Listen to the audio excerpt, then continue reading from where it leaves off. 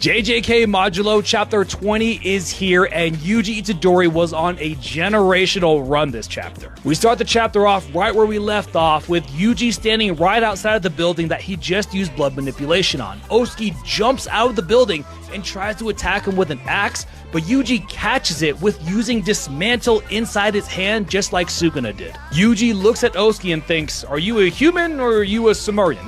Well, it doesn't really matter. Then he pulls his hand backwards, casually puts some curse energy into it, and black flashes Osuke across the city. And it's worth noting that his curse energy manipulation was so precise here that they did have a moment where another character actually has to comment on it. Now, for those who are wondering how Osuke would survive a black flash, if you look at the panels, it's pretty clear that Yuji didn't really hit him all that hard. He then turns around and then, with some blood still in his hand, shoots off a very small piercing blood that cuts another human on the cheek, and then immediately the poison takes effect, just like I talked about in the last chapter, and he immediately throws up. Yuji then looks at his hand and says, who cares, right? Yuji Itadori doesn't matter anymore, kind of referencing the last lines that Gojo said to him. He says old soldiers never die, they simply fade away, and to not worry about the cursed spirits because he's going to take care of all of them.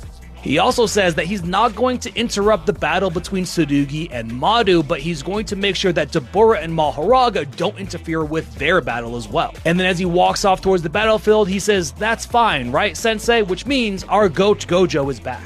And then we quickly cut back to Dabura versus Mahoraga, and Dabura is now applying reverse curse technique or positive curse energy to his original curse technique, creating something that looks like a black hole. And he's literally doing all of this on a whim, just simply thinking, what would happen if I apply this positive curse energy to this curse technique? We then cut to Tsurugi and Madu battling as Rika punches straight through some ice, and then in a completely unexpected manner, she puts her hand down on the floor and pulls out the Soul Split Katana. And Madu's wondering, what is this blade? And she says, don't worry about it, just swing and I'll put my power into it. And when he does, it literally cleaves the entire city line.